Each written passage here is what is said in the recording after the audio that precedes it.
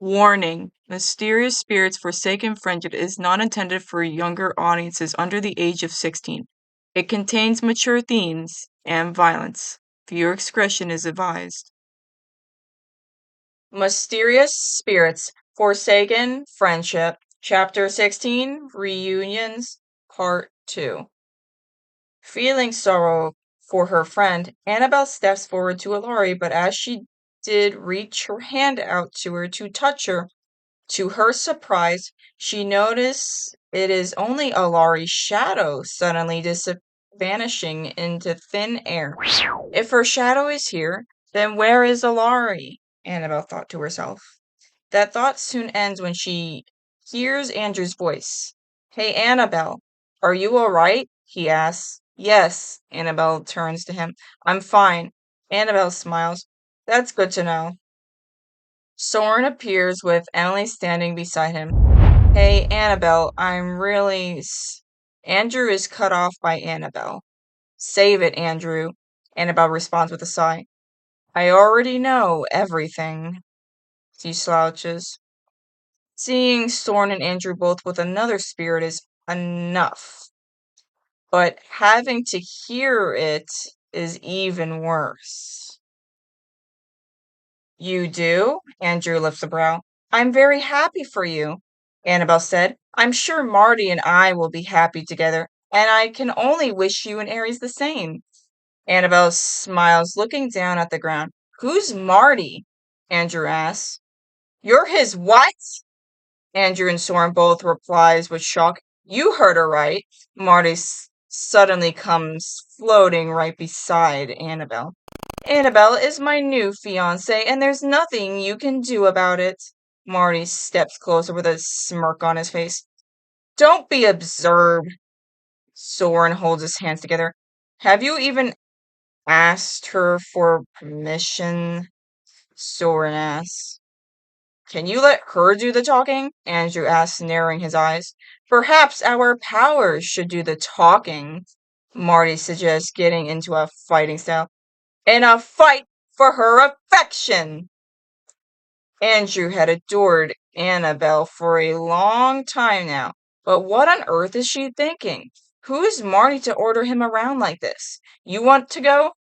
Andrew gets into a fighting style. Okay, let's fight. Oh, geez. Do you know who you're even talking to? Who you're even dealing with? Soren rolls his eyes with irritation as he holds his hands back. Please don't fight, Emily responds, flying as she lifts her hands up in the air, hoping they will stop before they fight. Is this really happening now? Kitty asks, lifting a brow. I think so, Jackson responds. On guard! Marty yells, running towards Andrew and Soren, but before he could do anything, a shadow swiftly comes flying out of nowhere, pinning him to the ground. They all look to see it's Alari. I'm sorry, Twinkletoes.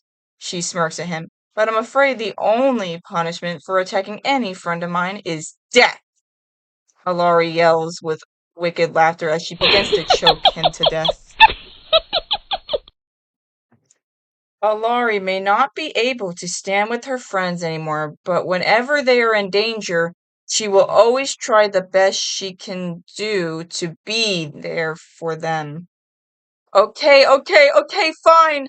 Marty yells in fear as if he is being choked by a gorilla. You can have her! Just please let me go, please! Marty yells as tears begins to fall from his eyes and his face suddenly turns a light red color. Annabelle could suddenly hear Charlie's voice and a man's voice from a distance. You come at me and my daughter! Don't forget, you're in my house, bitch! The man's voice yells. Dad, he's had enough, Charlie said. Wait, Annabelle yells, stepping closer to Marty and Laurie. Does she listen to you? Annabelle asks, turning to Charlie, who is heading to her cat Kiki. Charlie looks upset from the looks of it. But this fight is urgent. Soren, Emily, Marty, and Ilari are all too carried away in it, and Vince is nowhere to be found. Please, Annabelle yells with concern for her friends. Please, order her to stop. Annabelle steps closer towards Charlie. Annabelle knows that Charlie is unlike all the other demons. She is more kind and caring towards others. She knows Charlie will be willing to help, and she's known Ilari for a while now. Surely Ilari will listen to Charlie. Ilari! Charlie stands there making fists. Let him go, now! Charlie orders, trying to calm down. What? Ilari turns to Charlie. Oh, you got to be fucking kidding. Ilari turns back to Marty. Look at him! Ilari yells, still choking him with entertainment.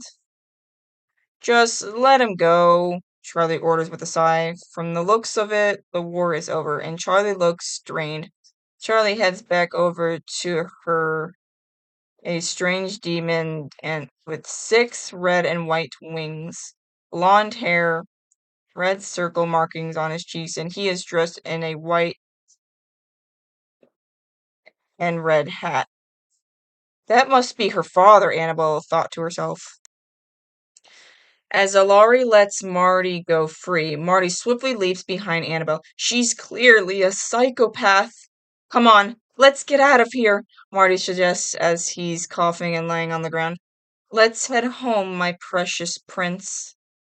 Emily turns to Soren and presses her lips up against his. Annabelle feels her heart sink when she saw Emily do that.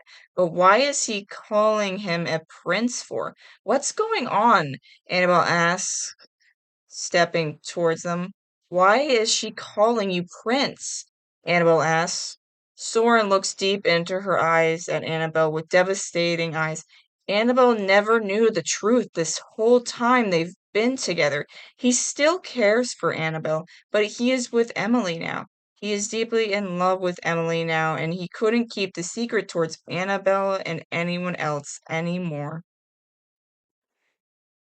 Annabelle, taking a deep breath, Soren steps towards Annabelle as he holds his hands together. You see, the truth is that Emily and I have been betrothed for many centuries now. We truly adore each other. I was once your friend, your mortal ex-boyfriend down on Earth, and my mortal's name was Malachi. Soren waves his hands. So you see, even when you once had hoped that we'd be together as boyfriend and girlfriend again, I just can't take you back like that because I'm in love with Emily and I always have been. But we can still be friends. Soren sprinkles magic around. I can get you out of here if you want, Soren offers, reaching out his hand to her. Annabelle wants to go with Soren, but what difference will it make now if he's her long-lost love who's with Emily now? It pains her to even see them together. Actually, I think it's best that this is goodbye. Annabelle backs away. I'm going to help Charlie redeem other spirits down here. Marty already agreed to help. I need to stay here, Annabelle sighs.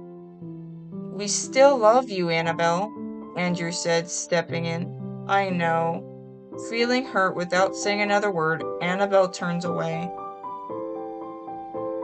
Soren and Andrew both watch her leave them behind. They both sigh with sorrow. I can't believe you were Malachi, my mortal friend this whole time, and you never told me. Andrew turns to him. Should we go and look for Vince? Andrew asks. Of course, Soren responds. Emily, Soren turns to her. Lead the way, Soren orders. Of course, this way, Emily flies away as Soren and Andrew are flying behind her. Annabelle notices Jackson is standing there watching Charlie, her father, and Adam. Adam is yelling at them. I'm fucking Adam, and you're just some clown or something, Adam yells, waving his hands with anger. Just then Jackson leans and over to Nifty with a wicked smirk on his face as Nifty is stabbing one of the exorcist angels laying flat dead on the ground. Ha ha ha ha! Stab, stab, stab! Nifty is kneeling down on the ground as she joyfully continues stabbing the dead bloody angels still laying dead on the ground. Hey, Nifty. Jackson leans in closer to Nifty. Do you remember stab, stab, stab? Jackson asked, lifting his paw close to his face. Then, with amusement, he points at Adam, who is still arguing at everyone. Jackson can't stand Adam. His yelling gets on his nerves. Ooh! Nifty immediately gets up and heads towards Adam. Stab! You disgraceful losers! Ah! Adam yells as Nifty suddenly stabs him in his penis. Huh? Adam, you got something sticking out of your thing there. Lucifer points at him. Nifty, Charlie said with surprise. Stab, stab, stab! Nifty continues stabbing Adam repeatedly as she giggles with entertainment. Annabelle watches with shock. Athena was about to walk up to Adam with Vince behind her until they both saw what Nifty was doing to him as Jackson stood there with excitement. No! Lute yells as her eyes begin to water. Then, with concern, Lute swiftly rushes to Adam's side. Sir! Sir! Adam! Lute turns him over to check and see if he's all right. Annabelle was just about to walk away until she hears Charlie's voice. Annabelle? Charlie looks at Annabelle. Tears begin to fall as she stood there trying to speak. We need to talk. Charlie steps forward and rests her hand on Annabelle's shoulder. It's about your father. Then, with sudden fear, Annabelle's eyes widen with horror as she listens to Charlie speak. A wave of terror washed over her as if she is surrounded by a group of angry bears. Looking away from Malari, Ares is sitting looking down at the ground. After all this time, she's been there for him, and this is how he treats her? She was nothing but kind to him. He was envious of Malari because she was with Andrew many years ago. He wanted Andrew all to himself. He remembers when he sold her soul to the radio demon Alistair himself on an agreement to get rid of her for good. Then, after shooting her in the forehead, Ares was relieved that she was gone for good. How could he do this? I will not ask for your forgiveness, Ares said, looking down at the broken pieces of the hotel on the ground and all the destruction from all over hell. Alari is standing there with a huge smile on her face. Because what I did to you is unforgivable. Ares looks down at the ground as his eyes suddenly begin to water. He crosses his arms and holds himself tightly. I was so lost in hatred and revenge. Without saying another word, Ares gets up and walks away. Without facing Alari, Ares' eyes try to look from behind him, wondering if she will ever be alright ever again. Ares then snaps his fingers, causing a small golden dragon statue to appear in front of him. The statue is his last memory of Alari. He gave him that small statue many years ago as a gift of friendship, one night before she died. Alari's joyful laughter then echoes in his ears as Ares' eyes begin to water with regret. Alari continues smiling at him as she lifts her hand up and moves her bangs out of the way. There is a small, glowing red X on her forehead.